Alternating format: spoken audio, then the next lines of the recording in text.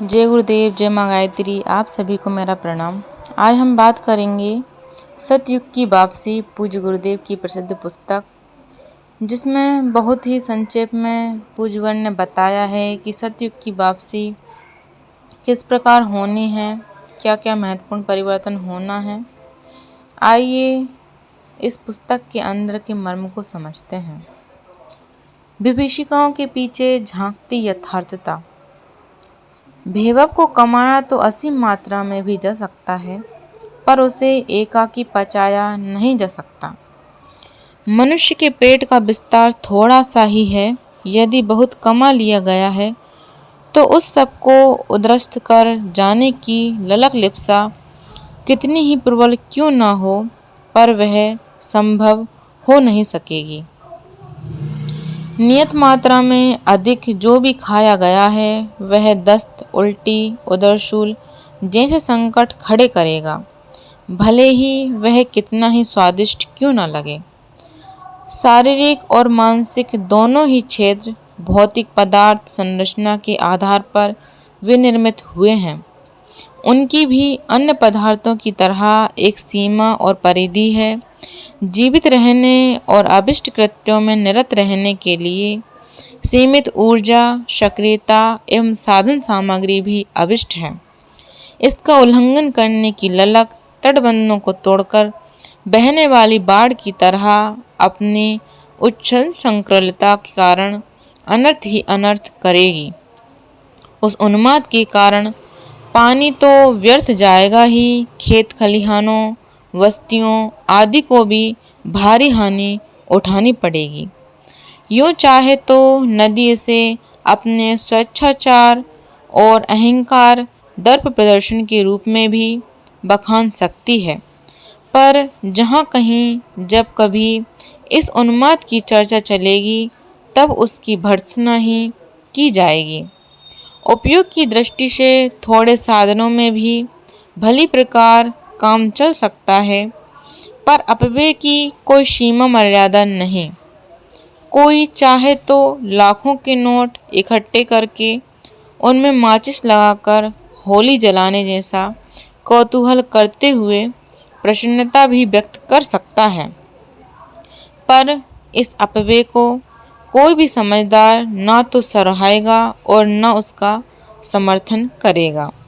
बेहद चाटुकार तो कुल्हाड़ियों से अपना पैर काटने के लिए उद्यत अतिवादी को भी हाँ में हाँ मिला सकते हैं। वासना और तृष्णा की खाई इतनी चौड़ी और गहरी है कि उसे पाटने में कुबेर की संपदा और इंद्र की समर्थता भी कम पड़ती है। तृष्णा की रेगिस्तानी जलन को बुझाने के लिए साधन सामग्री का थोड़ा सा पानी कुछ काम नहीं करता। अतृप्ति जहाँ की तहाँ बनी रहती है। थोड़े से उपभोग तो उस ललक को और भी तेजी से आग में ईंधन पड़ने की तरह भड़का देते हैं। मन के छुपे रुस्तम का तो कहना ही क्या। वह यक्ष राक्षस की तरह अदृश्य तो रहता है, पर कौतुक कौतूहल इतने बनाते दिखाता रहता है कि उस व्यामोह में फंसा मनुष्य दिग्भ्रांत बंजारे की तरह इधर उधर मारे मारे फिरने में ही अपनी समूची चिंतन क्षमता गवा गुमा दे। तृष्णा तो समुद्र की चौड़ाई और गहराई से भी बढ़कर है। उसे तो भस्मासुर, वृत्तासुर, महिषासुर जैसे महादेव भी पूरी न कर सके। फिर बेचारे मनुष्य की तो बिसात ही क्या, जो उसे शांत करके संतोष का आधार प्राप्त कर सके। दिग्भ्रांत मनुष्य अपने आपे को शरीर तक सीमित मान बैठा है, क्योंकि प्रत्यक्ष तो इतना ही कुछ दिख पड़ता है। मन यद्यपि अदृश्य है, पर वह भी शरीर का एक अवयव है। इसे 11वीं इंद्रिय भी कहा जाता है। वासना तृष्णा इन्हीं दोनों का मिला जुला खेल है, जो अनंत काल तक चलते रहने पर भी कभी समाप्त नहीं हो सकता। इसी उलझन के भव बंधनों में फंसा हुआ जीव चित्र विचित्र प्रकार के अभाव अनुभव करता, असंतुलित रहता और उद्विग्नता, चिंता, आशंका के त्रास सहता रहता है। आश्चर्य इस बात का है कि अवांछनीय जाल जंजालों से अपने को उबारने के लिए कुछ करना तो दूर, सोचने तक का मनुष्य प्रयास नहीं कर पाता। उल्टे अनाचारों पर उतारू होकर दूसरों को भी वैसा ही करते रहने के लिए उकसाता रहता है, भले ही वह अनर्थ स्तर का ही घृणित क्यों न हो। यही है अपने समय के मनुष्य का सात्विक पर्यवेक्षण।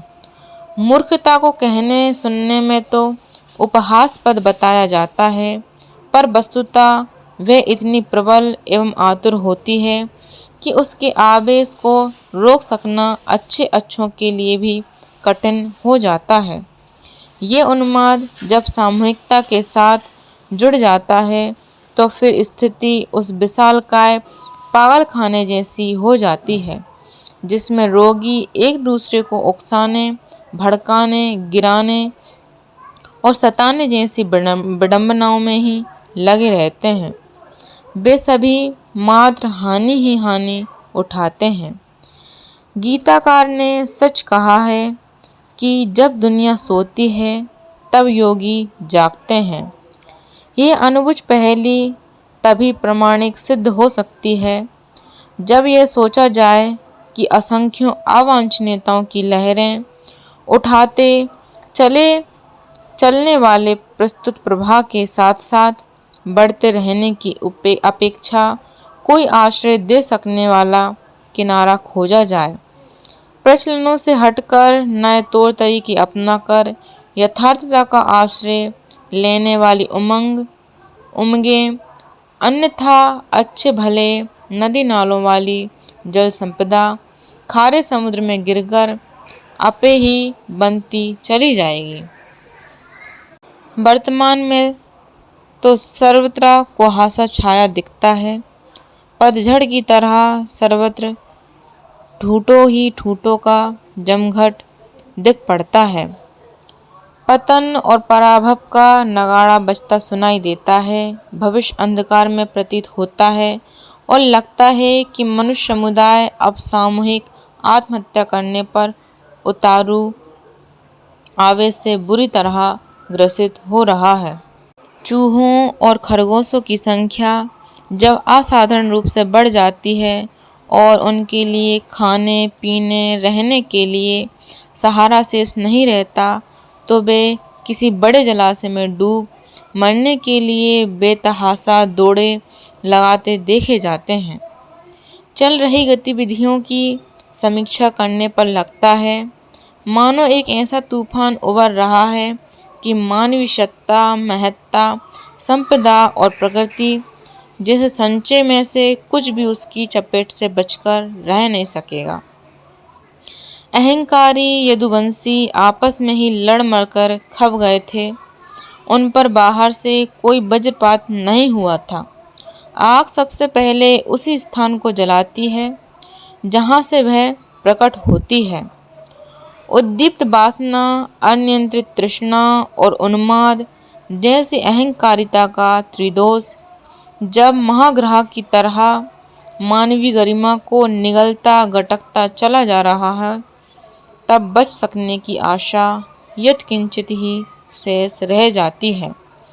वर्तमान में उफनते तूफानी अनाचार को देखते हुए लगता है कि सचमुच हम महाविनाश की प्रलय प्रक्रिया की ओर सरपट चाल से दौड़े चले जा रहे हैं।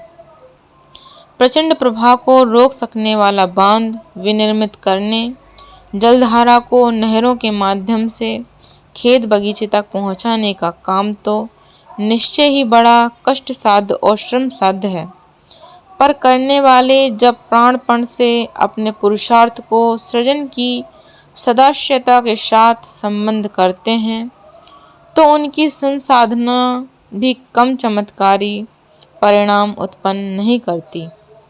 फरहाद सीरी को पाने के लिए पहाड़ खोदकर लंबी नहर निकाल सकने में एक प्रयासों के बलबूते ही सफल हो गया था, गंगा को स्वर्ग से घसीटकर जमीन पर बहने के लिए बाधित करने में भागीरथ अकेले ही सफल हो गए थे।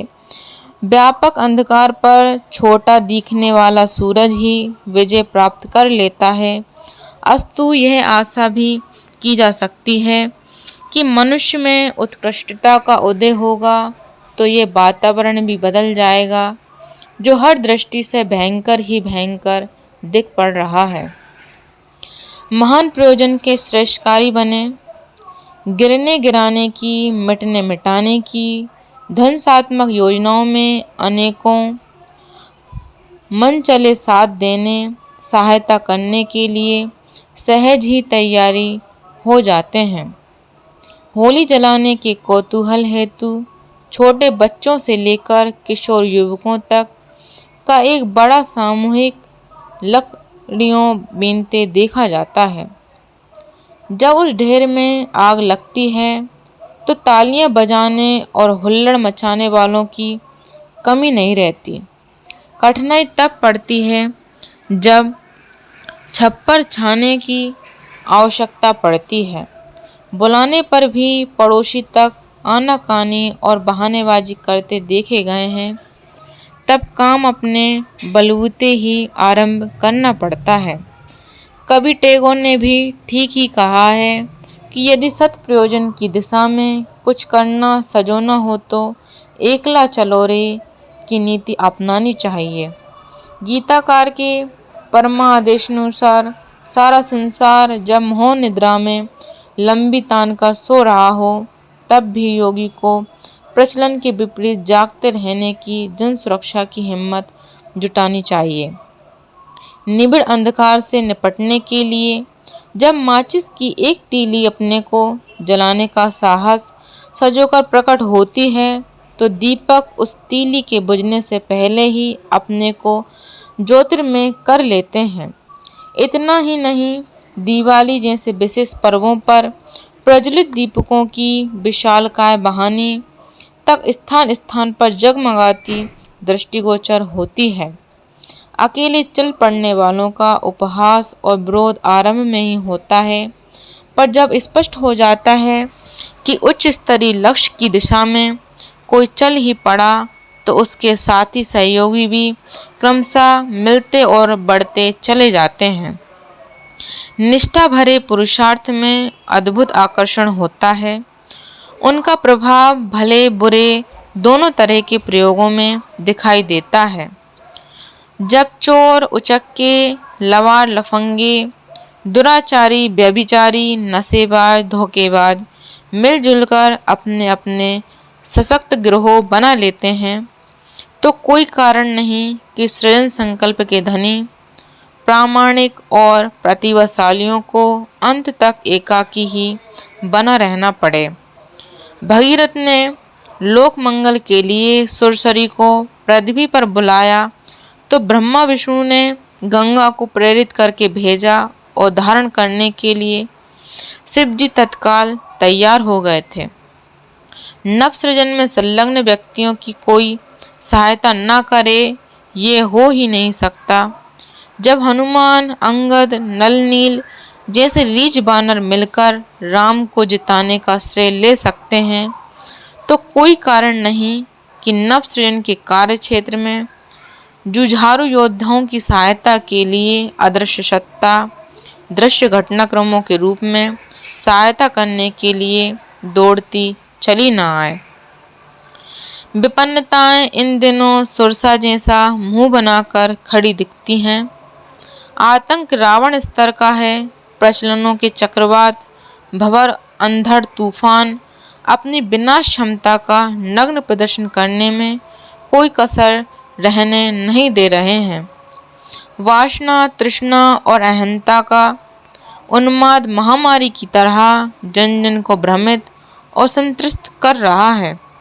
नीति को पीछे धकेलकर अनीति ने उसके स्थान पर कब्जा जमा लिया है। ये विपन्नता संसार व्यापी समूचे जन समुदाय पर अपने अपने आकार प्रकार में बुरी तरह आच्छादित हो रही है। ऐसी स्थिति में 600 करोड़ मनुष्यों का विचार परिष्कार यानी कि ब्रेन वॉशिंग कैसे संभव हो।